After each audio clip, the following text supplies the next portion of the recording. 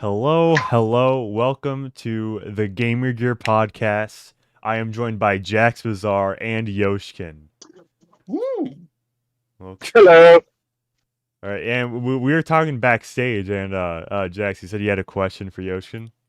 Yeah, because he has some strong Mario opinions in terms of like Mario platforming games, right? The original Mario's and Odyssey, Galaxy. In your opinion, is there a legitimately bad platforming Mario game that's like you're legitimately this game's bad? Like I don't want to play it because it's bad. I'd only do it for content.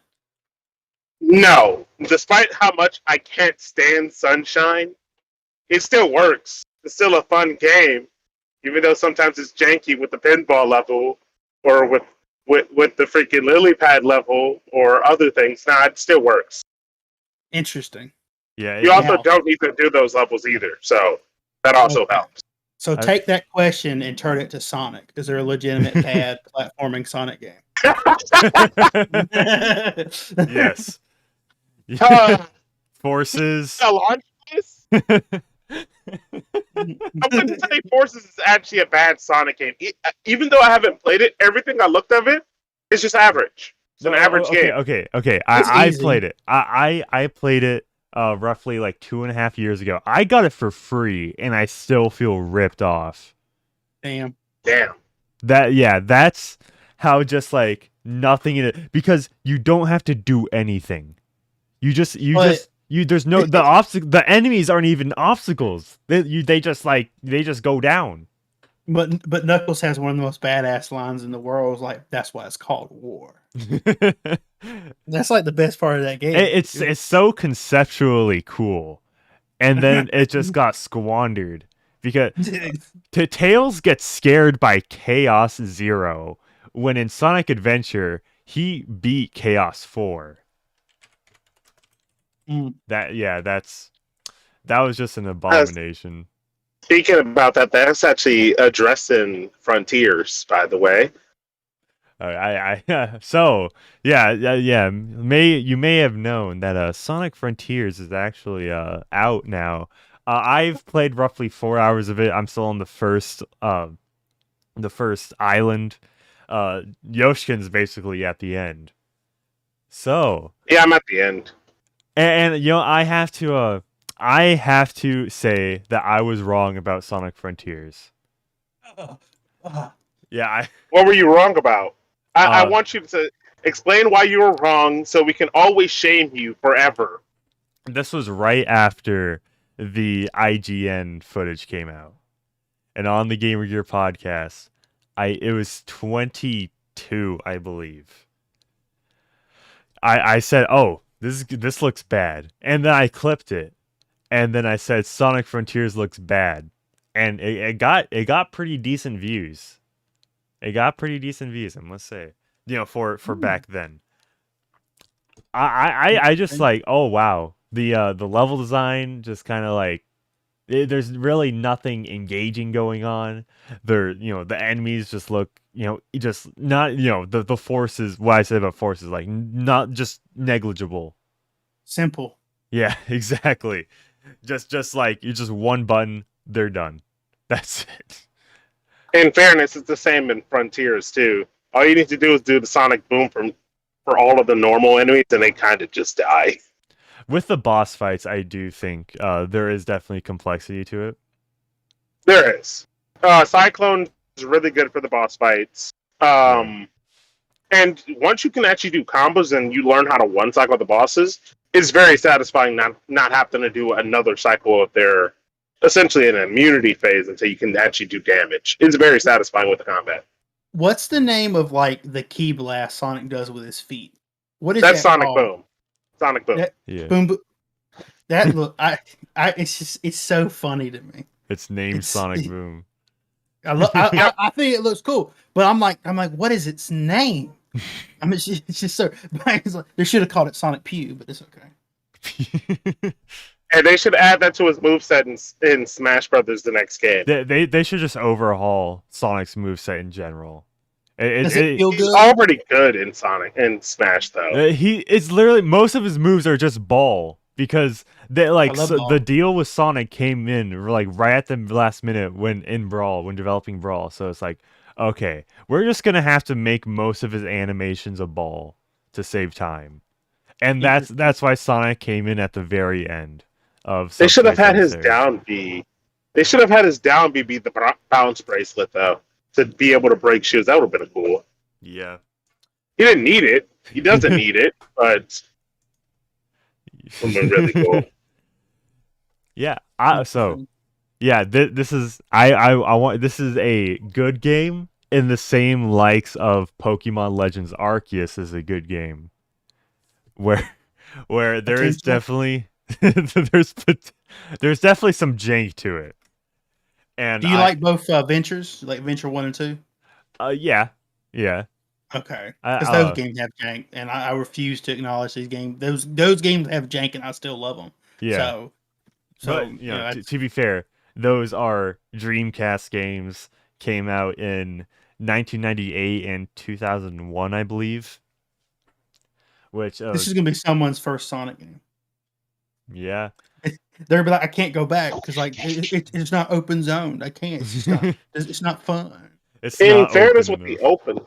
with the open zones, right? The seamlessness when transferring from 3D to 2D is pretty nice.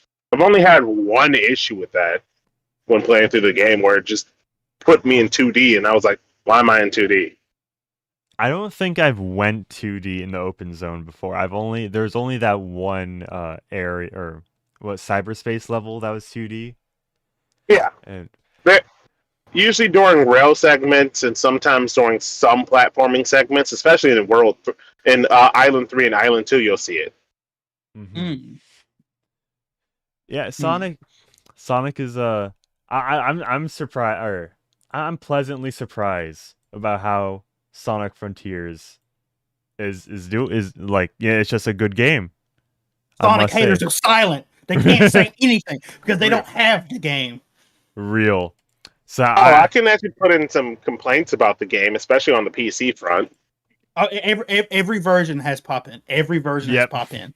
Every version has pop in, and there was a day one patch, and the pop in wasn't tweaked or changed from that. So I find it hilarious, but at least the game runs, and it doesn't have any major groundbreaking, game breaking, broken stuff in it.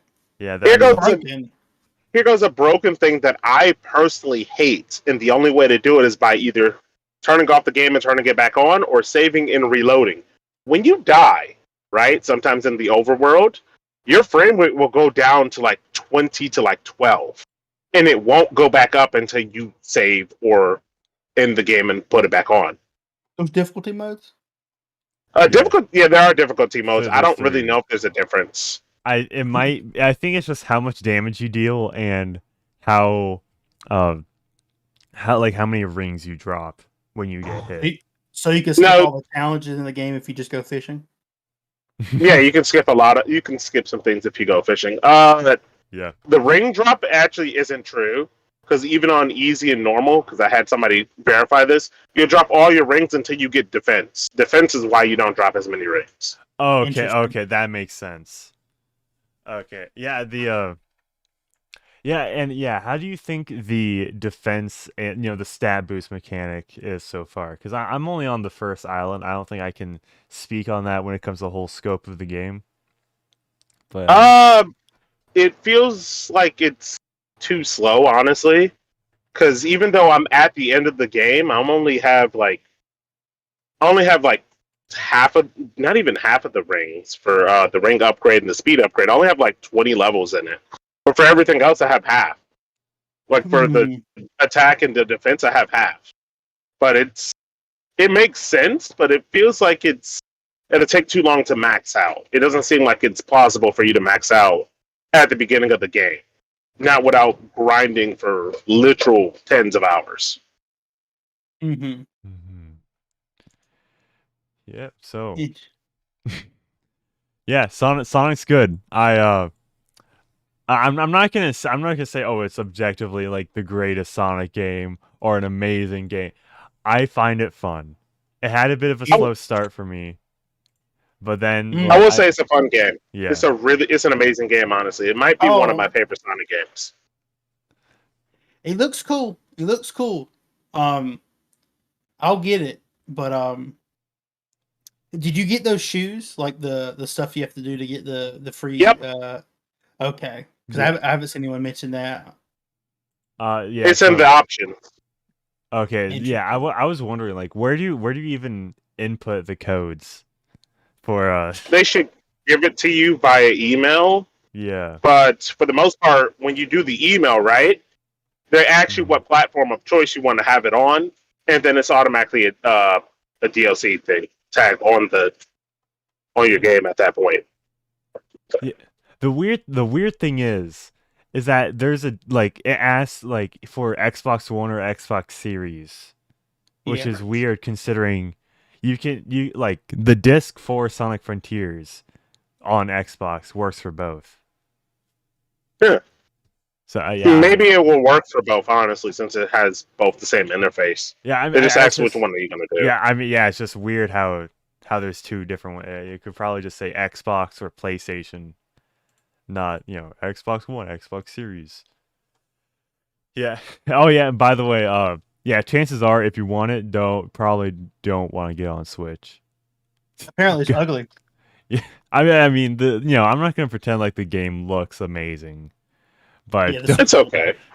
Don't get it on Switch. Get it somewhere else. You want to know an interesting fact about the voice actor for Sage?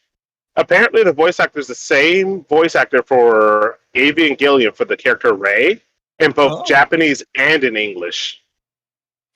Oh. Well, I mean, the Netflix dub, or there's a bunch of different English dubs of Evangelion. Let me look really fast. I'm assuming you mean Amanda Winley, because she's like the most synonymous with Rei Ayanami, from what I'm aware. I watched the Netflix dub, and then I watched the Rebuild movies, and that's a very experience. Yeah, it was kind of hard getting used to that. Damn. Getting used to like especially Misato's voice. Shout out the good anime movies. Shout out.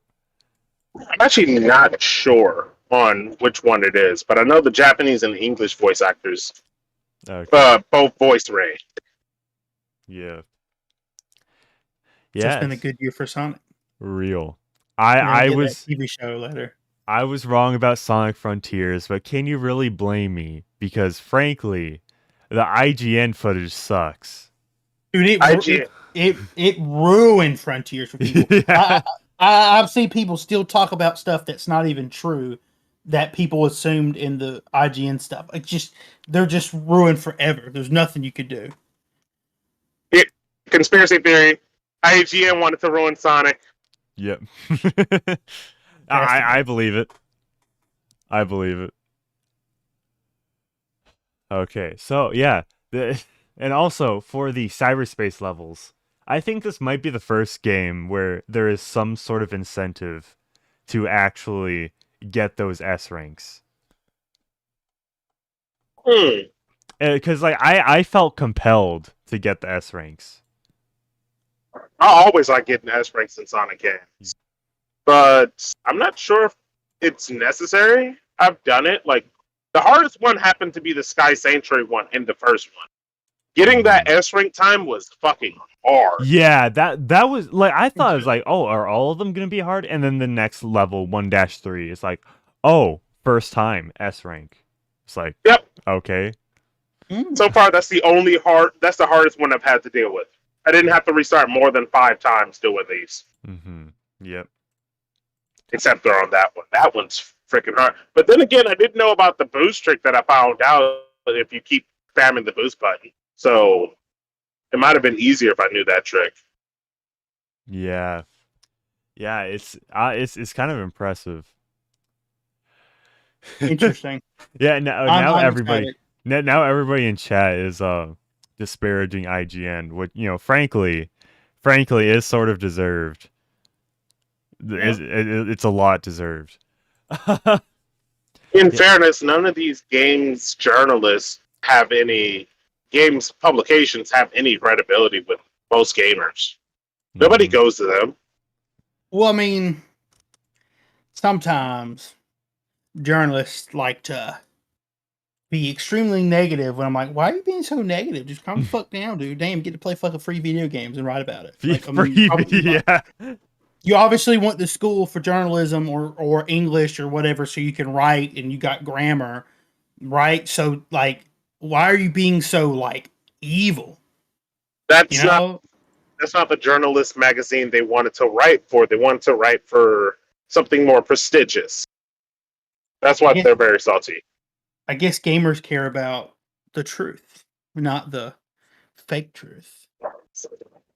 Yeah. I've been waiting for them. I've been waiting for Games Magazine to basically die for the past 10 years. They still aren't dead, and it saddens me. Sounds Well, I'm about glad right. Sonic's here. I'm glad Sonic's Yeah. here. That's a. I hope it sells well. Um, it seems to be a strong foundation of future open zone platforming games. Yeah, first good 3D Sonic game in like 10 years. Generations was the last one. Yeah, Generations came out in 2012, didn't it? Yeah, Oh and that's not yeah. even considered new anymore. I'm tired of people. I'm tired of people saying, you know, Sonic's old, dude. Sonic's Yeah. old. Yeah, Stop 'cause comparing everything to Generations. Generations That old. was 2011 when Generation came out. My yeah. bad. Yeah, cuz that was It's been 20th anniversary. Yep, And now we reached the 30th anniversary. 31st because Yeah, it got delayed. 31st. Yeah. Remember? Oh wait, Last year this game was supposed to come out. what really? Yeah, they delayed it. It's like because we wanted to work on a game The popping is that's crazy. everyone likes because they wanted the hype from the movies to transition into the games, which is a very Yeah. smart move. Yeah, that is Interesting. definitely definitely true. So Interesting. I I could think see speedrunners really loving this game. yeah, there's I going to wonder be what fishing. other text. Fishing all the time. Yeah. Fishing percent. Yep, just about. I'm So, down. Speaking about fishing, those tokens you get really easy on what essentially are the blood moons of Sonic from Breath of the yeah, Wild. yeah, You where get those tokens. everything respawns, and then you Yep. get there's like a bunch of glowing things. Stardust, Yeah, Stardust. Stardust, or whatever it's called. Yeah, Interesting. but yeah, very interesting thing. Very, So- very, very. Yeah, I think that just wraps up our initial feelings on Sonic Frontiers. It's good. It's good. I enjoy. I'm probably gonna stream it sometime. I don't know. I'm kind of Feel like you're gonna beat it before the next episode, or you think maybe you could just maybe. you I could need take a time? bounce between Persona 5 and Sonic Frontiers. Oh yeah, you're still on that Persona kick. Yeah, should we should I talk about my Persona experience so far around It's 60 gonna hours in? it's gonna take about another. It's gonna be 30 minutes. It's good. It's gonna be 30 minutes. Yeah. You add it to the topic list, but it'll be 30 minutes. Trust me. So okay. I and now that I'm looking, okay, yeah, Persona 5. I'll try to be quick about it. Persona 5. I learned that the DLC, the costumes, especially for the Persona 3 and Persona 4 school uniforms, those change the battle music, which that comes in handy. That's cool. Yeah, I enjoy. I enjoy the the Persona 4 battle music, the Persona 3 battle music, so it's all cool. For Atlas can we can all stop pretending like Persona 1 and 2 don't exist, okay? I know. Well, Persona 1 and 2 Persona 1, 2 and 2 2. Just Yeah. yeah. It's like Nintendo believing that F-Zero, they don't own F-Zero. That's never happening. Yeah, we'll just get F-Zero. Or, I mean, like at least we get F-Zero content in Mario Kart. That was what, 6 years ago? Yeah, actually, I mean, yeah, at this point. Yeah, but it's in there, and it's in the most famous Switch game.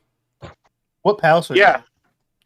I just beat Futaba's Palace, or Really? And you're not just beat, but like I beat it kind of a while ago, but I'm still going through the motions.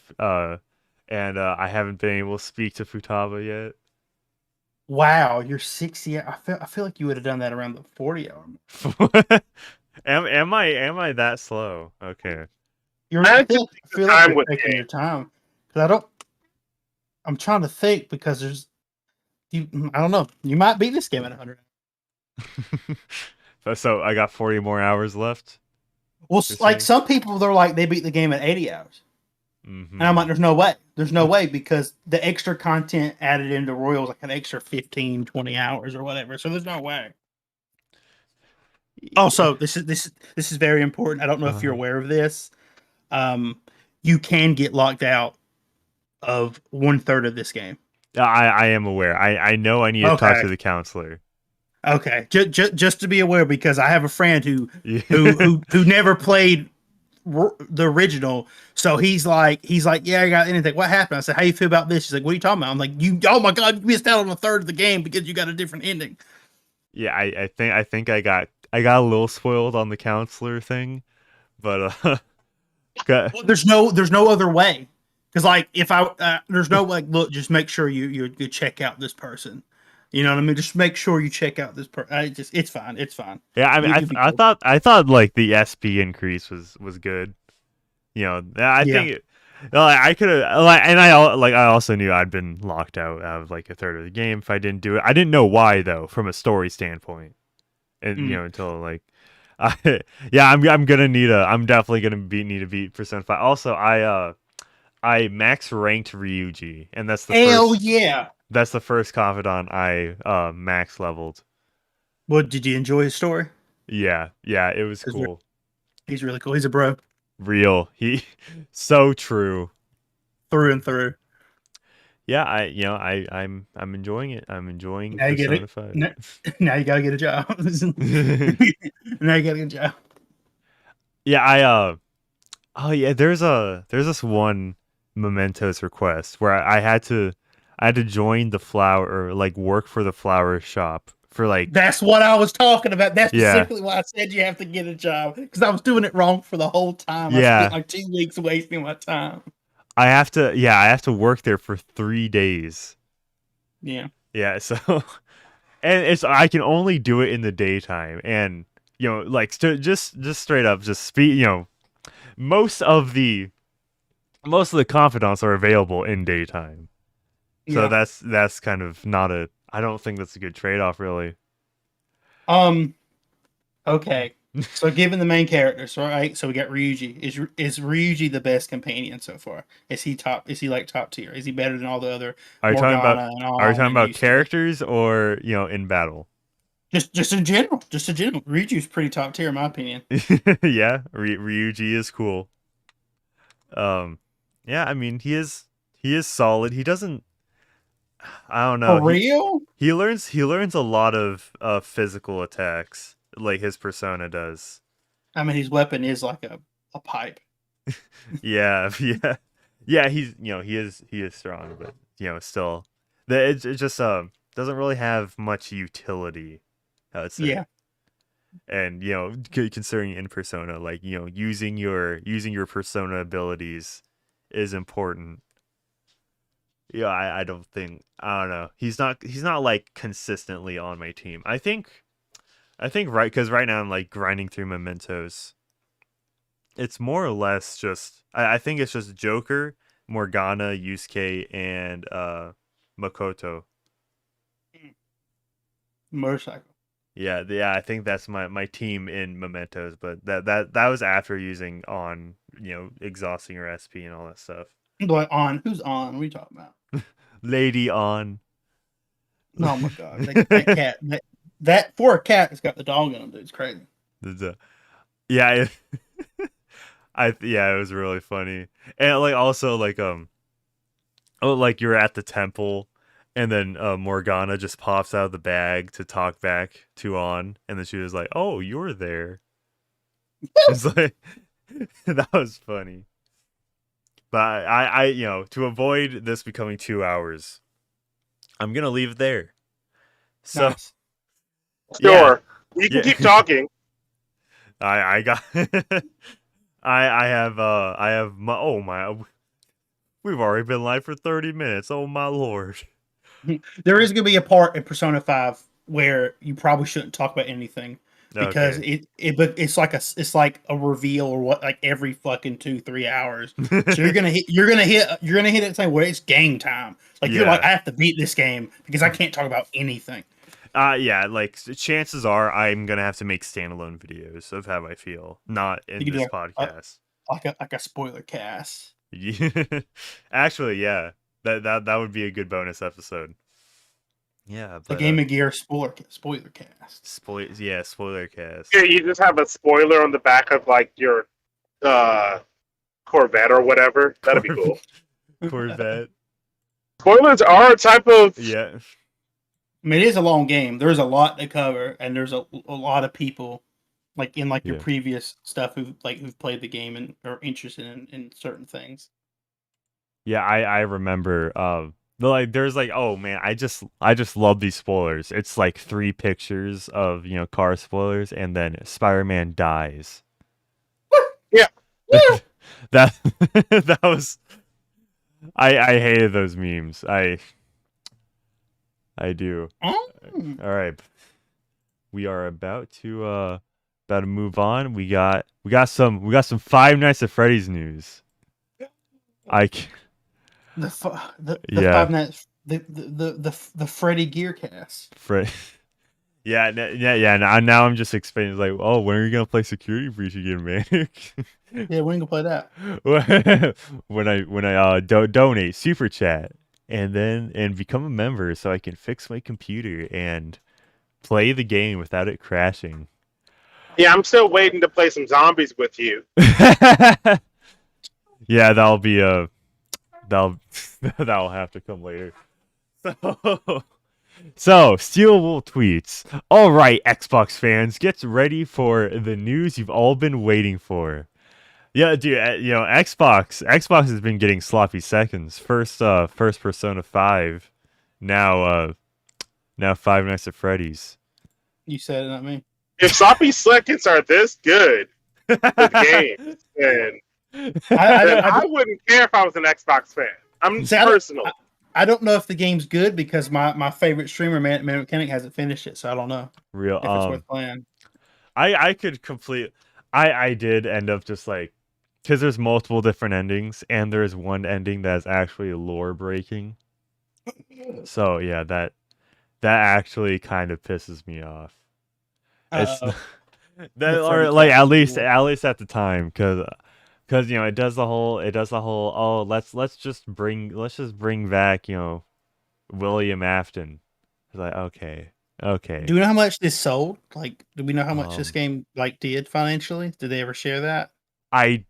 That's a good question. Let me, because everybody was playing it. Everybody was. Yeah, this was if you look at like Google searches and Google Trends, it was doing it was basically the savior, or not savior, but like it reinvigorated the franchise by a lot. I think it might have like more people might have been searching Five Nights at Freddy's after this came out than they were in 2014. That game was everywhere in 2014. Yeah. So yeah, this is actually like a surprising, I don't know, not surprising hit, because it's very much obviously it's like always a Five Nights at Freddy's game. It's also it's good. It's good. It's I'd say this goes in the same tier as Sonic Frontiers or Pokemon Legends Arceus. Yeah, where it revamped the formula, and it's really good for what it did. Interesting. I wouldn't say it's really good for what it did, but it's just like it's an interesting opening act, I should say. Yeah, I think that's the best way to look at this game. And also, there is DLC coming out next year, so I'd like to see how that will pick up, like how that'll be doing. So, yeah, this is very. I mean, if you're on Xbox, you can play Security Breach. Starting. When does it come out? 22nd. Oh yeah. Well, oh yeah, So 12 22nd. days. So And while you're stuffing your face with turkey, you'll be able to play it. Gotcha. yeah.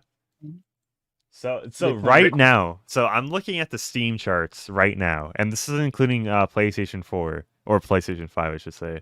There is 299 people playing Security Breach right now. That's kind of decent. And yeah, I mean, yeah, okay, I'm looking at the Steam DB charts, and it's so funny because on Steam, on Thursday, December 9th, I'm assuming that's around when the game came out, there was 11,000 players, but there was 180,000 Twitch viewers. So that's exponentially more. That's kind of crazy. Yeah. I guess it regardless, even if the game doesn't sell well, like the merchandise sells. Yeah. well. Oh yeah.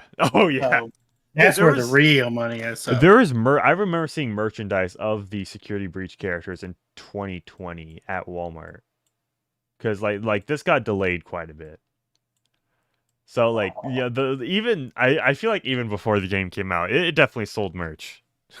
It more than likely already broke a profit before the game came out. If it was merch, it's Five Nights at Freddy's. That game sells like hotcakes. Yeah. Well, at least the merch does. I see it every time I go into a GameStop. Yeah, and and if you're at a festival, the chances are there's some off-brand Five Nights at Freddy's stuff right next to like the off-brand Pokemon stuff and off-brand Fortnite stuff. Yeah, 4 nights at Frankie's. And you mean Digimon and Radical Heights? I got you. Oh, I forgot about Radical Heights. That was a disaster. I had to think about the name for a second before I could make that joke. I forgot about it too. Yeah, that was. I like because there was a lot of like failures when it comes to the, battle royale genre. Because you're gonna need a high player base for that. Yeah. Yeah, that's why Call of Duty jumped onto it, because they knew they were going to have the sales. Yeah, man, we're going to have the player base. Yeah, wasn't there like an H1Z1 2 that came out, and they split the game. They split the game into different parts. Huh? Because they did this. They split the survival and battle royale into 2 separate modes. And then the game died. Yeah. I heard quite a bit about H1Z1 back in the day. It was like DayZ. It was like DayZ and stuff, but like the game was never finished. And just like DayZ or War Z, all these games with Z and 7 Days to Die, like they have such a small fan base, but they got all their money from early access. That's why they're still around. It seems like such a flash in the pan, So yeah, moving on. Let's see. Yeah, Google Stadia. Remember Google Stadia? So as we said on, I believe it was episode 31 of the Gamer Gear podcast, the return episode, basically. We covered this, with the T-Man and Cultured Crusader. And they're finally starting to roll out. So the Google statement says, and if I zoom in, it won't be caught on stream. On September 29th, 2022, Google announced that Stadia servers will be turned off on January 18th, 2023. And going down to refunds, starting November 9th, so that was yesterday, Stadia will attempt to automatically process refunds for all purchases of games, add-on content, and subscription fees other than Stadia Pro made through the Stadia store. We ask for your patience as we work through each transaction and ask you to refrain from contacting customer support, as they will not be able to expedite your refund during this time. We still expect the majority of refunds to be processed by January 18th, 2023. You know, they added that last part because their customer service was getting harassed as soon as they said they were going to do refunds. You know, they were like, "Oh, we got to make a statement. These people just won't stop calling because like 50% of our callers, Stadia sucks." Yeah. In fairness, at least they're giving out the refunds. They could have had it in their policies, like, "Oh yeah, if our thing goes to the Google graveyard, no refunds." This might be like Yeah. this might be to prevent future lawsuits or something, where they have in like their Have, contracts or whatever. have fun suing Google. Yeah, that Hey, like you never know. Like they're scared, you know, because like what can you really do? You know, like when you're doing a streaming service, you don't own anything. So I'm surprised they didn't have a call there. If we shut down, just you owe us more money. Yep. Yeah. Yeah, it would have been bad precedent, but with this, it actually sets pretty nice precedent. It's like, all right, if your streaming service for like cloud games goes down, or if I get banned for some nebulous reason, I can get my money back. Yeah, some games were like, look, you could transfer your data to different versions. That'd be kind of cool. That's cool.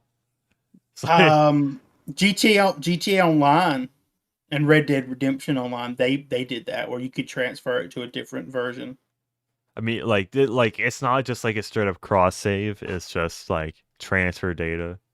Yeah, because they're all different, you know. Yeah. So, which is cool, cool, but like, it's something you don't usually expect. So, it's cool. Yeah. Yeah. So yeah, I'm seeing the chat talk about Doom Eternal now, and so I think we should talk about this controversy. Because Steve Sanchez says, y'all think that Sonic Frontiers is going to be like Doom Eternal, where people like it the first few months and hate it? I hated Doom Eternal the first time I played it. Really? To be It's fair, a platformer. It's a platformer. It's great. I love it. Doom Eternal is an amazing game that builds off of Doom 2016. I don't think the boss fights are amazing, but I like the game overall. Boss fights could have used some work. Yeah, I didn't enjoy. I thought the level design was just very bad. With that 2020 Manic. This yeah. Manic. This was when it came to Game Pass. Yeah. PC. So the controversy here is like, why is there a Doom Eternal controversy that came out? It came out over 2 years ago. So, Mick Gordon says, Marty Stratton, at ID Software studio director, lied about Doom Eternal's OST events in a Reddit post that used disinformation to blame me entirely for its failure. Later, he offered me a 6-figure sum to never speak about it. The truth is more important. I agree with that statement. Yeah, I mean, he's going on. That's some major balls. Yeah. Honestly, he had some major balls to do that. 6 figures is not a small sum. Yeah, I don't know how rich this guy is, but like he stuck to who he is. Like, he's like, fuck you, dude. Yeah. So this Reddit post says, Doom Eternal OST open letter, an open letter to the incredible Doom community. It kind of cuts off here, but it's in response to that. And did he link he linked the Reddit post. That's gonna help me a lot here. All right, let me just reframe, and then we'll read through this initial statement before we go to the response. This is hella long. It's like an hour read. There's like an hour worth of content. Yeah, okay. This guy brought receipts, and this was okay. He proved everything they said was wrong. This was 3 He's not Helene Taylor. He's not Helene Taylor for sure. Oh. Wait. I clicked off of Reddit. Man, dude, why is Reddit's website actually responding being a good website challenge impossible? It's actually better through Cuxim if you actually do that. So, let's just read the opening statement. An open letter to the incredible Doom community from the executive producer at ID Software. Over the past couple of weeks, I've seen lots of discussion centered around the release of the Doom Eternal Origins game soundtrack OST. And remember, this was 3 years ago. This was May 4th. Wait a minute. May 4th, 2020. Reddit is just wrong. Reddit is just wrong. It's just rounding up to 3 years ago. Okay. And water is right. It is wet, not right. Okay. So, while many fans like the OST, there is speculation and criticism around the fact that the game's talented and popular composer Mick Gordon edited and mixed only 12 of the 59 tracks on the OST. I remember this controversy from a while back now. Yeah. So, the remainder being edited by our lead audio engineer here at ID. Some have suggested that we've been careless with or disrespectful of the game music. Others have speculated that Mick wasn't given the time or creative freedom to deliver something different or better. The fact is, none of that is true.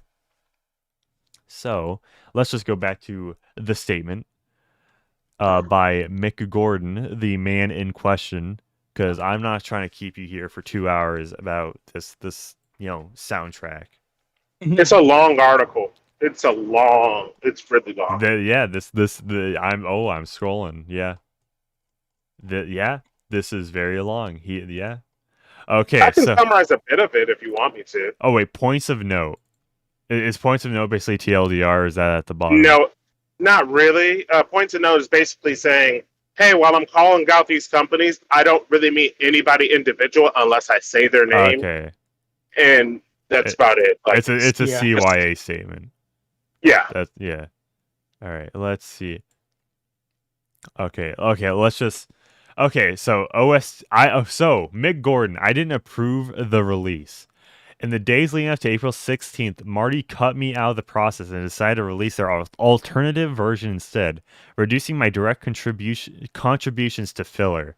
Both he and ID Software's lead audio engineer, Chad Moseholder, didn't allow me to hear the final album and didn't seek my approval. They weren't contractually required to do so. I mean, okay, credit where credit's due. He said they weren't contractually required to do so. He said that very bluntly. He wasn't mixing words about it. Unlike a certain voice actress. OST release. Their poor quality release immediately drew criticism and worried Marty personally asked me for assistance in addressing the situation. I made myself entirely available to Marty and committed to satisfying disappointed customers with a better OST. Marty made it clear he wanted me involved, saying he wanted a positive outcome and had no ill intentions and want to resolve the issue professionally. He offered to draft a joint statement addressing the situation and announcing plans to move forward. He requested I hold off on making further public comments until we could address the public together. Marty told me to expect the draft within hours, but it never arrived. And Reddit is the final section of this. Instead, days later, he published a 2,500-word open letter on a fan-run Reddit page that singled me out as the sole cause behind the botched OST. The post attracted thousands of comments and news articles and severely damaged my personal and professional reputation. Worst of all, he did it behind my back whilst leading me on with a BS story about working together on a professional solution to the problem. His statement was full of lies, disinformation, and innuendo, and when challenged, his company offered me a 6-figure sum to shut up about it. When I tried time and time again, amid a torrent of abuse, harassment, and threats, and he links to it, but I probably don't want to open it because it's YouTube, to resolve the matter more amicably. He constantly refused, worried how addressing the Reddit post would damage his own reputation instead. But as far as I'm concerned, truth and honesty are more important. Marty's words damaged my character and attacked my reputation. I have afforded him ample opportunity to address this issue, but his refusal to do so has left me with no option other than to issue the statement. Wow. Oh, it gets worse. Like, way worse. Like, he talks about his working conditions, where they didn't actually pay him for, 11 months. He kept sending in certain things, where he backs up every single thing he says. Everything he says, he has proof for every statement, even the smallest thing. That's why it's so big. He proves every. There's no way they can clap back this. They just have to fire people, unless they're okay Dude. with having liars and manipulators on their team. I mean, maybe that may be true. So It seemed like most of this was because Bethesda, its software didn't have a big enough budget for their game, at least for their music department. So they basically fleeced him out of work by not giving him any pay. Yeah, It's crazy, dude. huh. That definitely does sound crazy. I did mention like lawyers were involved at one point in the statement too, but I don't know how far. he said he wanted to sue, but he was like, I don't have any income to do it. So he's essentially was in an abusive relationship where he had to finish the product so he can get money in order to essentially just live with his family, because he's not. I don't think he's in the States, or at least is he an American, or is software like a foreign company? Which one is it? I think it's It's foreign.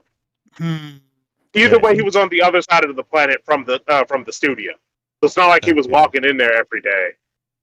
Oh, okay. So he's in Australia. Okay, Mick wait, Gordon. he doesn't exist. Fake. This whole thing is fake. All right. This is a psyop against id Software and Bethesda. All right, that's the real take. Okay, yeah. Now that we learned, We've learned the real truth. Yeah. Mick Gordon doesn't exist. His music is so good it's imaginary. yeah, he Gordon has composed for several first-person shooters, including Lawbreakers. Was that the What? yeah? He composed Lawbreakers. That game existed? We. I think whatever game you were joking about before, I immediately like confuse it with Lawbreakers. That's how Radical Heights? Radical Heights, yeah. near Yeah. the end of the document. There is a summary of facts. Yeah, I think what I just read was in there. Yeah. So yeah, that was a very, very damning statement. I will actually link this in the chat right now, so you can all read this yourself. So Yeah, but it's a good read. I don't think he's working with id Software again, nor did he have any desire to work with id Software again. But this might bring up his brand or credibility a lot more. I Because guess it's actually the whole of ZeniMax, technically, because ZeniMax owns everything. So it's like the whole company. Yeah. Yeah. I mean, and this one really reflect on Xbox, because this was before Xbox bought Bethesda's ZeniMax. who knows, they might work with each other again if you think about it, because now Xbox is the main head. It's like, yeah, you guys shouldn't have treated him this badly. Yeah. Well, he probably won't return unless the people involved were fired, I would assume. Yeah, but they made a great game. That's the sad part. Is just I think it was honestly the budget where they were where there was circling him around. What term would I use for that? But yeah, deficit. they could have done more. Yeah, they had a budget deficit. They had to cut somehow, so they decided to do it with him. Unfortunately, and they used all of his unused shit too. So Yeah, like he did not get paid. And literally, 2016 didn't have a lot of good games, but literally, it was Doom, 2016, and then Overwatch. All right, those are two. Yeah, I feel like Doom Eternal should have had the budget to do so. Yeah, it should have. Yeah. All right. And Doom Eternal is objectively way better than Doom 2016. Despite what Manic says by not liking the game is phenomenal. Maybe I'll have to replay it and see. He hasn't finished Persona 5 yet, so he's not awoken to his true self yet. Yeah, you should do what I did last month and do a Doom Fest in October and do Doom 2016 and do Doom Eternal. But yeah, you have it like you know what's going on. You've played the games recently. I haven't in like over a year at this point. I haven't played Doom Eternal since the beginning of this year, and that was on the DLC, which is hard as heck. Yeah. Yeah. And then the update came in, and then with the update that happened, when you did a input, right, it had input delay. So I was like, I can't play this game. You can't play Doom Eternal with input delay. You will die. Not with this infinite, super powerful, hardcore platformer. Even dealing with like in arenas with because I was on nightmare mode or ultra night. That was on ultra violent mode. It doesn't pull any punches, man. Game is hard. Amazing. All right, yeah, and I think that will be all. We will be moving on. Let's see. There's some positive stuff. Yeah, Kirby and the Forgotten Land is the best-selling Kirby game ever. Good game. I believe it beat out the Kirby's Dream Land for NES.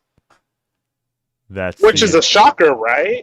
Yeah. Because you would think like the 3DS games would have sold way more than Kirby Dreamland. Yeah, I think in the article it may go more in depth with it. Yeah. Yeah. But I don't feel like there was a lot of marketing for this game, but I'm glad it did well because it is solid. It's really good. It's a really good game. Car Kirby. Mouthful mode. He's a mouthful of this. Kirby, okay. So in August. Yeah. Oh, sorry.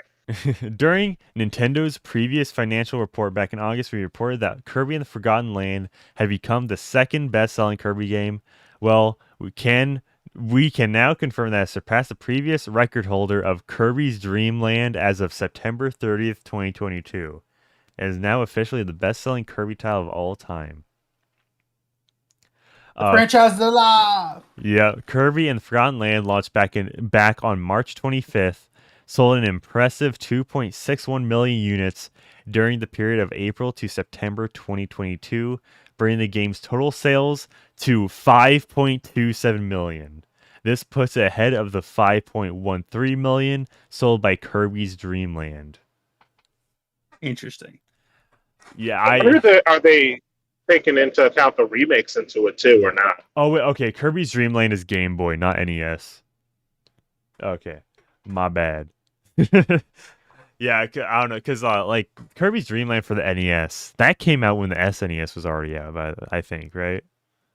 Yeah, I think so. Yeah. Yeah. So yeah, if you have not played Kirby and the Forgotten Land, really good game. You should. A mouthful of sales. Oh my god. I will say that Kirby and the Forgotten Land is what I would consider essentially a perfect game. There's nothing wrong with it. Like, you're going to have a good time playing through the game from beginning to end. Yeah, now that you mention it, like, if I were to pick out a flaw, I don't think I really could. Wish I had more content. The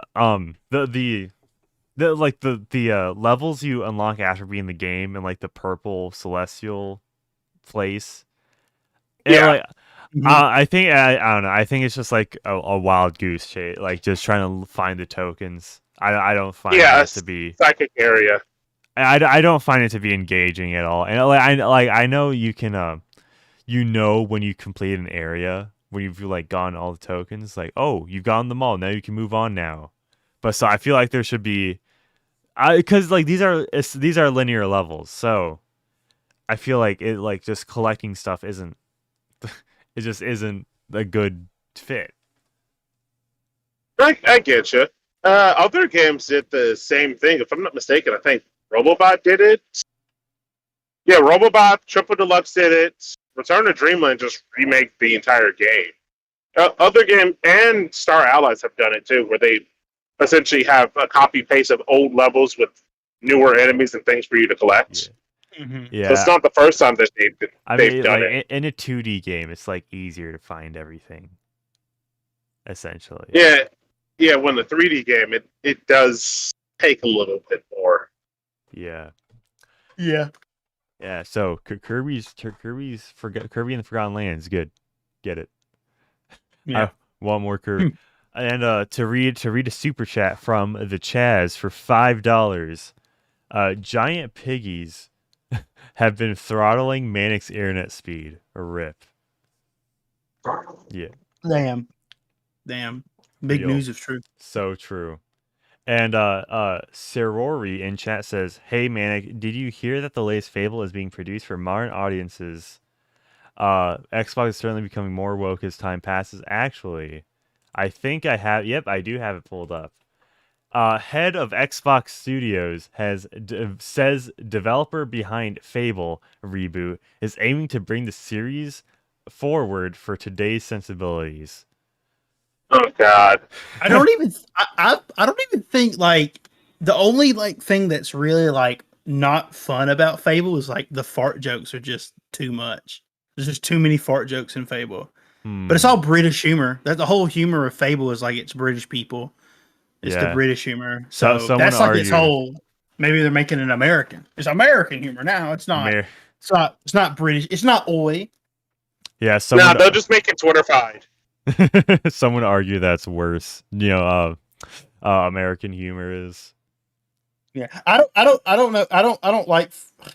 I really really like Fable 1. I don't really care for 2 that much. Because 2 which is like I don't know. And then 3 was okay, but the games became less and less about what they originally for, but it had the somewhat silly humor and the social interactions with characters. Like, I wouldn't say Fable has a track record for being incredible games. So like a reboot reimagining makes sense, but I don't know because like they've shown us nothing but like a CGI trailer. Well, was it because there was a really bad Fable game that came out? There was 1, 2, and 3, and then there was a Connect game. Connect. And there's one and then there was a Fable game that was done, but it never got released because they canceled it. Yeah. And I think there's like an arcade, like 2D beat 'em up Fable game. Yeah. But so, 3 was really bad because 3 didn't have a menu. Like you had to load into another zone if you pressed the menu button. Stupid, fucking some of the dumbest choices gamers ever made.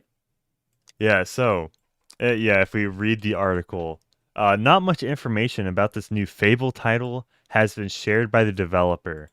In spite of it being the first entry in the long-running series to be announced since 2012's Fable: The Journey, not including the Fable trilogy in 2014, the canceled Fable Legends, or kickstarted Fable Fortune card game in 2018. Yeah, this game's been having it rough, or this franchise, I should say. Now, when they say Fable trilogy, all Fable 1 is what got the remaster. Fable 2 didn't get an Xbox boost. They just reveal you just can play them on the Xbox One and stuff, but they don't got a boost. Only the first Fable does. That sounds kind of bizarre. It is very bizarre. Yeah. During your recent appearance Now on that I the think about it. Oh, sorry. I keep interrupting you. During a recent appearance on the Skill Up podcast, Booty was asked about his start in the industry. Is his last name actually Booty? That's kind of funny. Yeah. Okay. No wonder why there were so many fart jokes. What he missed in his position as head of Xbox Game Studios compared to being a developer. How studios work with each other, discussing how Xbox Game Pass can help smaller studios with weirder projects and more. Along with discussing Halo Infinite's launch and development of the Perfect Dark reboot, Booty was asked how Playground Games, typically a developer of racing games, became involved with the Fable reboot. I did not know Skill Up had a podcast. Me either. Australian. Yeah, Skill Up does not like Sonic Frontiers, by the way, so you should automatically disregard everything he says. Why does he not like Sonic Frontiers? He says it feels like an alpha to a game. Yeah, not I'm just in case Skill Up's watching, I'm joking. Playground, and this is a quote. Playground does make racing games, but if we deconstruct that a little bit, I think the thing that Playground does is high craft, high quality, high attention to detail, and so I'll separate that out as a starting ingredient, Booty explained. He then revealed they had a particular passion for the IP, and I think they're also demonstrated that they understand what the heart and soul of Fable is about and how they can bring it forward for today's sensibilities and just, make a modern take on Fable. Making a game for this is end quote, by the way. Making a game for modern audiences has become an infamous buzzword, usually suggesting a remake or a new entry in a series would remove content some would consider offensive. To illustrate, this has resulted in titles like Resident Evil 4 VR being censored, and is also one of the reasons the Saints Row reboot failed to resonate with both critics and independent reviewers. That's what I was just about to say. I was like, this sounds just like Saints Row. It just wasn't a fun game. It just wasn't a fun game. Saints Row just wasn't fun or funny. I saw the Oni plays. The Oni plays playing it. It was funny, but it was bad. But you were there for Oni, though. You're not there for because of Saints Row. Yeah. I don't know. I don't know what the hell they can do. I literally have no idea because every Fable game is completely different from each other. So like, the only humor they have is like fart jokes and like you can like fart in people's faces and marry people. That's like, I mean, I don't know. Huh. Interesting. I mean, like, they're not good games. I think like, technically, I feel like he's just trying to say something that's like, hey, this game exists. It's not in development hell. I think that's just like the end all be all of it. I feel like they're taking the base ideas of Fable and making a new fantasy open world game where like the point of Fable is based on the original Fable, the stats you increase or makes your character look different. Like if you make your character stronger or their appearance changes and they can use different weapons and stuff. And then they kind of get rid of that. And they're talking about how they're going to go back to the roots. And then this, I feel like they're just making a new game and they're just using the title Fable and some of the mechanics. Probably. This game's going to have multiplayer. This game's going to have multiplayer. Yeah. This game's going to have multiplayer. I'm 100%. I'm telling you right now. Right. Multiplayer Fable. Yeah. Where you fart in people's faces. Yeah, that's how you win. Gotta get. How else am I gonna get my opinion across? I gotta fart in their face. Yeah, dude. I mean, that's real. Like I think you can do it in every game. Every game. Every game. I'm sure every game. All right. Oh, I don't exactly have an article for this, but Modern Warfare 2, 2022. That is also a game that came out recently. I heard some very mixed things about it. It's mostly when it comes to the map design. I heard people didn't like how you customize your weapons and stuff. People didn't like that whole thing. Yeah, it's I really have much to say. But it's made infinite money, so yeah. It's Call of Duty. It's gonna make money. Yeah, but I feel like it just kind of fell off already. Like I don't think there's anything relevant anymore. I don't know. Isn't it all skill based matchmaking now? Yeah, and also they removed hardcore, so at least they might add back in. If it's like as you play it and your skill, eventually the game figures out what your skill level is. You'll be playing against people your own, and then like every match is going to be a sweat. Because one streamer wasn't a fan of it. Like he had a little. He got really angry. Yeah. Yeah, I don't know. Just like I've seen a lot of people complaining about how there's only core, not hardcore. Yeah. Yeah. And a lot of people like playing hardcore. I don't know why you would want to remove that. But it's Infinity Award. Yeah. Well, maybe they're going to take it out and then see how the numbers go and then add it back in to boost their numbers or whatever. Cuz like I'm sure I think it was a while ago someone said a lot of maps they release are already done. They just wait to bring them out to see how it boosts their audience and stuff. So I mean that's probably what it is. Yeah, cuz we could never have content on release. That could never happen. Yeah, and also like one of the maps is literally just a straight line. Yeah, it's just a whole choke. It's like it's hallways. It's literally hallways to each other. We love It's not hallways. like the map design's bad. It's just so simple as that's all that needs to be said about it. But Yeah, God of War Ragnarok. Yeah, Jack. Ragnarok. Yes. So you said you were roughly 10 hours into it. Yeah, I'm about 10 hours in the game now. I managed to squeeze a mere 10 hours in it. Okay, and yeah, it came out. It came out 2 days ago, didn't it? Yeah. Oh no, it came out yesterday. Yes. Oh, yesterday. Okay, I thought it came out Yeah. the same day as Sonic Frontiers.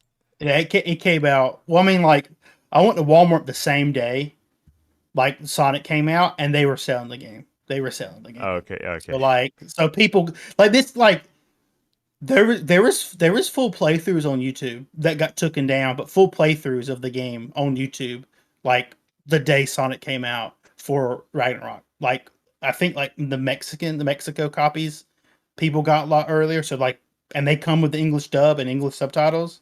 So someone got the game and beat it like a few days Mhm. early and just posted it on YouTube because I think the whole story got leaked. Like the whole like everything. The whole story Uh, got leaked within like a few days. yeah. So It's. I mean, it's kind of like another. Last of Us Part Two scenario, but somewhat better. yeah, I mean this is a good game in like part two. This Yeah. is actually a good sequel that Sony Yeah. made. An actual good sequel. Who would have thunk it? Yeah. This game's brutal, dude. I'm playing on hard mode or give me God of War. Freaking feels like I'm playing Elden Ring. I'm gonna have Yeah. to bump it down. It's a little The, so tough. so is the combat a step up from the previous one? It is in every way, shape, or form faster. It Hmm. is significantly faster. Um, you start off with like your weapons you ended the first game with, um, and you got to start over with the skill tree or whatever. But like your roll and like your shield, you got a new move. The melee combat has been improved slightly. So, but I shouldn't have played on fucking super hard mode because it's tough. But like it's it feels like a sequel. It feels like like a legitimate sequel where they improve the combat, they improve the speed. Like the main character jumps up over a rock a lot faster than he did in the first game. So they figured out how to make stuff load in the game, so like they don't have to be slow. It feels good. If I'm playing on PS5, so CC but so far I've had no issues. Loading's extremely fast. The main character cuts enemies in half in the most brutal way possible, then screams like someone stabbed him, like 24/7. But that's my shit. So All right. Yeah. Yeah. So it's like so far, is the story better than God of War 18? I was like the first hour of this game is insane. The amount of shit they reveal or pop up is just fucking nuts. Well, the first game started off sad. This game started off with let's see how many times we can kill you in an hour. But it's got some interesting plot threads that I wasn't expecting. Things show up that I didn't expect. Like I didn't know how the story. I didn't know what they were gonna do to get to the ending. But so far, I've already been to like 4 locations. I've already like fought like 15 different types of enemies. I've done like 3 bosses. Um, the side quests have been surprisingly interesting, and there's a lot of passive dialogue in this game. There is a lot of dialogue. I'm just walking around and they're talking the whole time. So which is kind of cool, but they don't repeat it. So it's kind of it's interesting. I'm not bored yet. I will be playing it right now, but I'm doing the Game Gear podcast, Man the Manic Mechanic. All right. Yeah. Yeah. Okay. Yeah. So that's been insight onto God of War so far. Yeah, Let's rival to Elden Ring. yeah. Yeah, okay, let's see if I have anything else. Oh, this is We should probably wait for Yoshkin to come back because I know he's a Monster Hunter fan, so I won't I won't quite go into that topic yet. Let's see. I'm just closing all the tabs of what I've already gone through. We could have a fun little discussion about some 2042 future news. Oh yeah, yeah. Yeah. So Battlefield 2042. Yeah. The potential. Yeah. So remember, it's like every single EA first-person shooter. It just comes out, is ass, actually becomes good, and then people start to play it. Like Titanfall 2. I mean, I didn't know if that launched bad, but like nobody played it because I guess the It came out. reputation. Didn't it come out like the same like week or 2 weeks from like another like Yeah. like I think it was sandwiched in between Battlefield 1 and Call of Duty Infinite Warfare. damn. So yeah. I think damn that's Yeah, so yeah, that it wasn't about the game itself. It was just kind of it was just kind of a unfortunate launch scenario, and there wasn't much hype of like, oh, I want a Titanfall sequel. Nah. And there's also Battlefield 2042, which that came out and was bad, and I don't even think it had the Forge mode or whatever the equivalent is called here, which that was like that was the coolest part about it. Like if you go to my channel and if you you're gonna have to scroll all the way down because for some reason YouTube just removed sorting by oldest on my channel. oh my god. Yeah, but it's in shorts, so I don't know how many shorts. Yeah, so okay, YouTube actually did a good change. So, yeah, a give and take. If you look at my channel or anybody's channel for that matter, my videos, shorts, and live streams are all separated from each other. That is amazing. That is amazing. I cannot tell you how good that is. But now if you were to look at my video section, it's like just scroll down a little bit and it's already 2 months ago. Yeah. So, but if you look at the shorts and then you're gonna have to scroll all the way down to I think it was the first short I've ever done. It was covering the Battlefield, or not just Battlefield, the EA Play 2021. Battlefield 2042 looked amazing. And it just squandered all the potential. All of it. It's people were hyped for this game. Their previews and stuff and then they had to remove content because of issues and low numbers, and I don't know, maybe they rushed this game out. Maybe they just didn't. They got to stop trying to compete with Call of Duty. Yeah.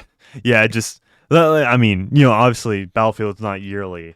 So there's that in itself, which the yearly release is antiquated at this point because just have people on a game for a set period, or until you can run the game into the ground, and then they'll be buying the microtransactions, however you try to monetize the game. Just don't try to sell a game every year because that'll be splitting up the player base. that is essentially how it's going. With has there been a good legit good Battlefield game with no issues because there was 4 and there was 1 and then I mean Battlefield 1 was good, I thought, because I know Battlefield 3 when it launched on PS4 and Xbox One had a lot of issues, a lot of performance issues. Yeah, but that was a long time ago. So I'm just it feels like they've been suffering for years. Yeah. So I guess Yoshkin has not returned yet. So I have more filler topics. You need me? Yes. Yeah. We're about to talk about Monster Hunter. That's why. Oh, okay. Yeah, it's because I know you're a Monster Hunter fan. Well, I just started playing this game, so I guess. Oh, he's a super fan. Oh, he's playing his whole life. Sure.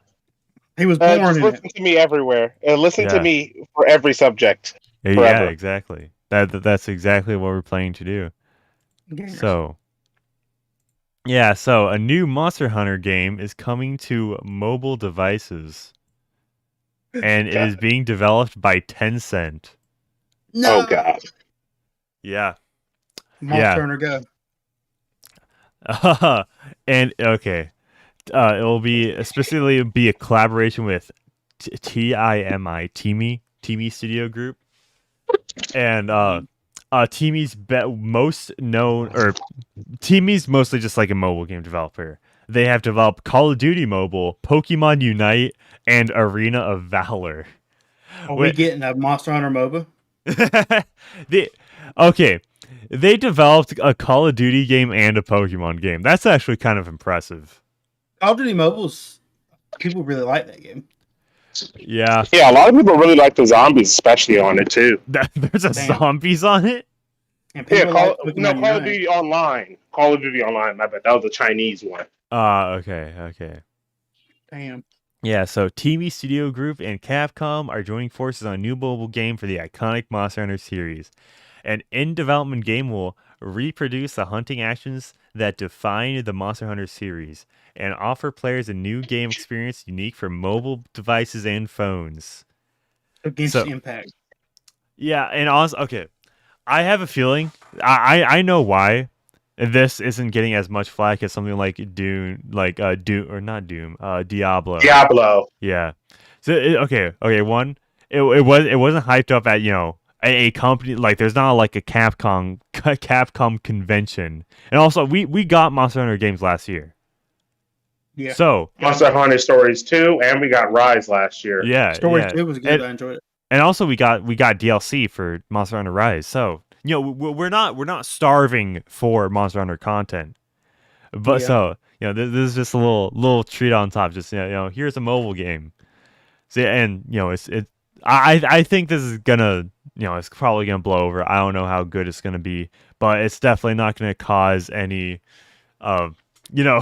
ill will towards the company, unlike Diablo Immortal, because I mean, the resources, like the people that make Monster Hunter, aren't being took off to make the work. Yeah. This is a different company, which is the same. Which is the same for the Diablo Immortal game, but they were very insulting about it. So Yep. You guys not have phones? Do you guys not? So true. It's like, hey, I don't want to play a game with a touchscreen. It's fair. Yeah. It's like imagine just like that was Sega for like 10 years, just sitting on the Sonic 1 and 2 remasters on mobile only. That was it. Do you not have phones? Yeah, so It's not the fact that I don't have a phone, it's that the fact that I don't want to play it on the phone. yeah, exactly. I want to play games on something made for gaming. True. That's essentially the population would disagree with you. You know how many people play games on their phones? I mean, a lot, but chances are, it's like a simple kind of game. It's not something you would like pay money for, and also, it's just like it's a different market. Okay, it's different. Okay. Interesting. Yeah. It's just simple as. So, yeah. I mean that's kind of it with Monster Hunter. There's not much else to say. We don't really know much. We just kind of know the developers and that it's gonna happen. Yeah, we gotta wait and see what craziness. Wait and see. We're gonna wait and see how egregious the monetization is gonna be. To the next topic of ultimate importance. Yes, the most important topic, the NEOGEO Pocket Color Selection Volume 2 is out now. Full game list revealed. Games. Did we cover the Volume 1 on this podcast? I feel like we did, and I just forgot. Maybe. It was a while ago, but yeah. So, SNK Corporation has revealed a full title set for the NEOGEO Pocket Color Selection Volume. That is a mouthful. Alongside the game's releases. All right, let's see. So for the features, this collection contains 10 titles in total. That is nothing. What? How expensive is this? Let's. You know what, I'm gonna have to see. Oh wait, the second comp. Oh wait, this isn't. This is not its own little mini console. I was thinking this is a mini console. No, this is just a collection. Like a remaster. Yeah. So the second compilation re-release of classic Neo Geo Pocket Color games is now available for Windows and Switch. It's $40. $40. The second wave of Dream Collection is here. 10 new Neo Geo Pocket Color masterpieces are included. This collection contains 10 titles in total, including 4 that are currently sold separately, meaning 6 titles have been added. Huh? What? Oh, so I guess you couldn't play 4, or you could only play 4 of them individually? I don't get it. Play through a varied lineup of genres from sports, puzzles, table games, and more. Features rewind functions, so game overs are a thing of the past. So there is SNK vs. Capcom Card Fighters Clash, Big Bang Pro Wrestling, Biomotor Unitron, Mega Man Battle and Fighters, Puzzle Link 2. Hold up. It says Japanese. Like, some of these games don't even have English. I mean, because that Mega Man one says just Japanese. Yeah. To be fair, so I'm assuming it's just gonna add subtitles because the Namco or not Pac-Man Museum Plus that came out in May or June, I believe. That compilation only used the Japanese ROMs for all the games, which there was kind of issues with that because the Pack in Time game. That game is significantly harder in Japan, like the Japanese copy, than it is here in the States. Oh, so it's saying, okay, here's the English and Japanese version. Yeah. And I was about to say, huh? You gonna tell me to play a game only in Japanese? What? Yeah, like I need to read. It'll either just like add subtitles, or it'll just kind of change the ROM.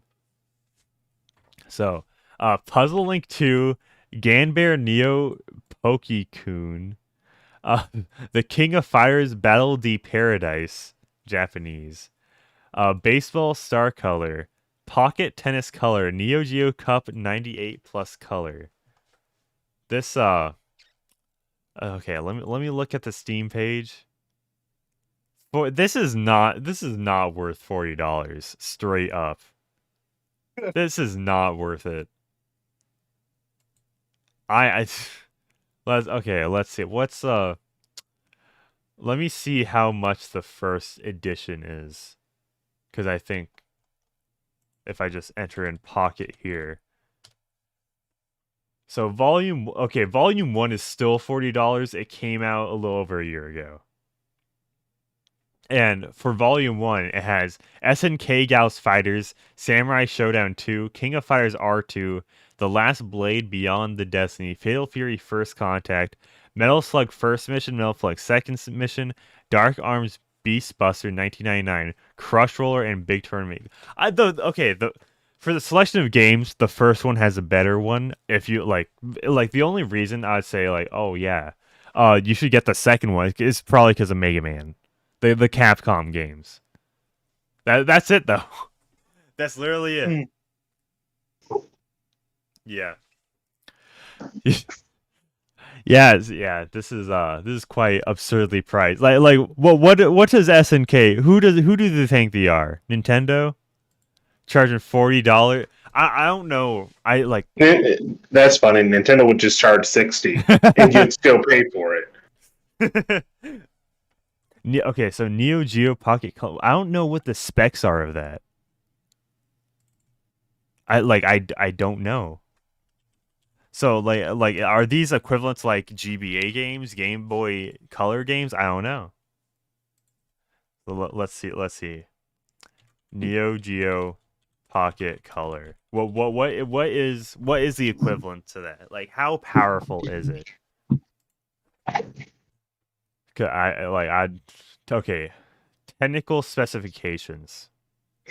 So the RAM is 12 kilobytes. Holy crap. The resolution is 160 by 152. That's some groundbreaking freaking specs, man. My computer can't handle it. Okay, maybe I should just look at when this released. This released in 1999 and was discontinued in 2000.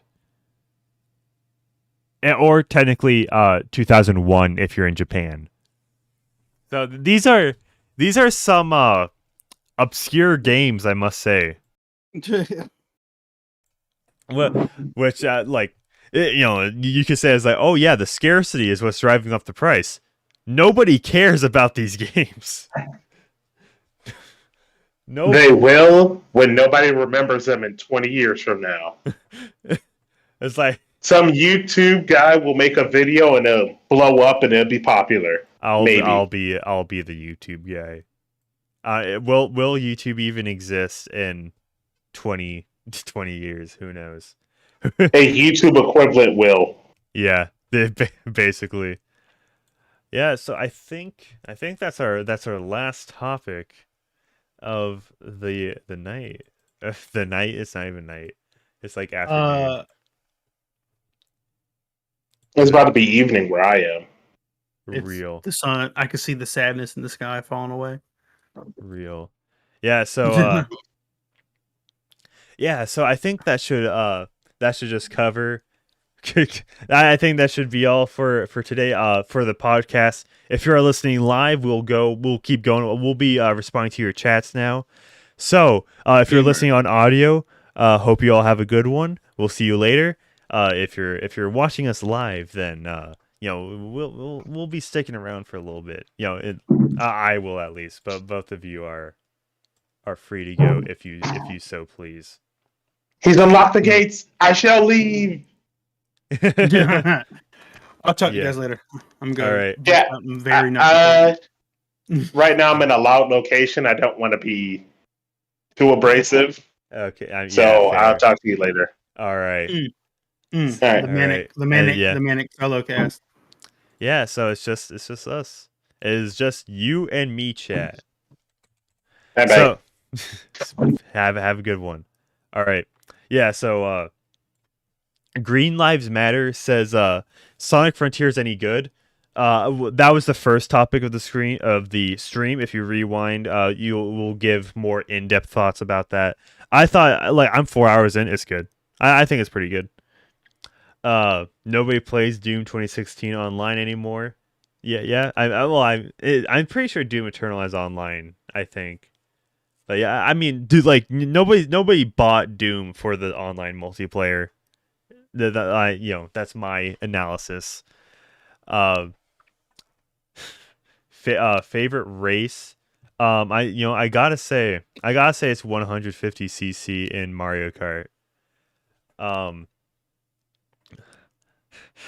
They're just boomer games, Manic. So true. My favorite boomer game is Heroes of Might and Magic 3. Yeah, I'm not saying I don't like, old games. I'm not saying old games are bad or inherently inferior. I'm just saying that, for $40 for 10 I don't even know what the equivalent is, like Game Boy Advance games maybe. It's just not worth it. Just wait for a price drop or sale. Which I don't know. I don't know how often SNK discounts their games. I can't say I'm knowledgeable on that at all. So yeah, that is, this is about it. Yeah, so yeah, I think this went all smoothly. So yeah, I put a one in chat if you want to see me play Sonic Frontiers live, because so far I'm having a good one. I'd probably just like I'd be willing to just like restart my save file, and then just like just to play it all over. I mean, I obviously I'd be there the second time around. I'm very much enjoying the Sonic Frontiers. So one in chat if you want me to play it. One in chat. Okay, I'm seeing the ones. Yep, there we go. All right, yeah, I'm seeing the ones. There we go. We are play Splatoon. Okay, actually, now that you mention it, Splatoon 3, that I will be playing that when the Splatfest happens. Which I do need to rank my gear up for that. Yeah, this weekend will most likely be Splatoon 3. I'm going to try to get somebody kind of cool on, somebody pretty big. Wish me luck. Pray for me, guys. Yoshin says, play with us on community night and you'll get good in Mario Kart 200cc. Yeah. Yeah, so what was I even doing Sunday? Yeah. Yeah, this is kind of cool. I was like I might who knows. I kind of don't really plan out my Sundays in the afternoons. It can completely just change on a dime. Who knows? But yeah, so if you're looking for a stream schedule this week, I'm gonna need to schedule these out like probably today. Splatoon 3 is gonna be this weekend. Sonic Frontiers is gonna be what was it? Sonic Frontiers is probably gonna be the week after that, in all honesty. And I want to try to recreate something like that, the 4K. Also, on Tuesday, I will be on Pop Culture Rocks. If you're not aware of that, it's Hammerhand's second channel. We're gonna be talking about the new Rippaverse comic, or the first Rippaverse comic, ISOM #1. So yeah, expect that. It's gonna be pretty cool. Yeah. So yeah, I think I should probably like start making schedule. You know how the VTubers do is like stream schedule for the next week. I should probably start doing those. But the schedules don't work with me. And also, by the way, if you're are you true manic gamer, manic patriot? Because you might have noticed that the shill loop, you see that like middle monitor that keeps I actually did change it. I just removed TikTok because chances are if you're watching me here, you're not gonna, or obviously there's not a big crossover. The whole strategy with TikTok is like get the TikTok audience here, because this is where everybody's cool, and this is actually what I care about. My long form video. I do enjoy my shorts, but I did change up the shill loop. I am gonna have to change it up because I did realize that the membership changes sizes halfway through. So yeah, I'm gonna do some stuff behind the scenes to help me out. To further increase the production quality. Speaking of production quality, if you want to leave a super chat before we go, it is, it's very much appreciated, and it'll help. It'll all go back into the channel, and if you say, oh yeah, if you give me $8, say like, oh yeah, buy Twitter Blue, I just like, well, what am I to do? I guess I gotta buy Twitter Blue now. But yeah, if there's no more. I don't know. I'm not. Yeah, chat seems to be drying up, being slow. So I think we might have to leave it there. These have been going on a lot longer than than it has been previously. Because the first 2 or 3 episodes of the Game Gear podcast, it's like those got long. It's like, okay, we're gonna need to shorten these down. We're gonna need to like be kind of quick about this, not go. It's not gonna be too well. But yeah, I think that will be it for today. And hope you all have a good one. Peace out. And yeah, let's play that. Let that. What is it? Is it here? Yeah. I love this intro so much. All right. Bye guys.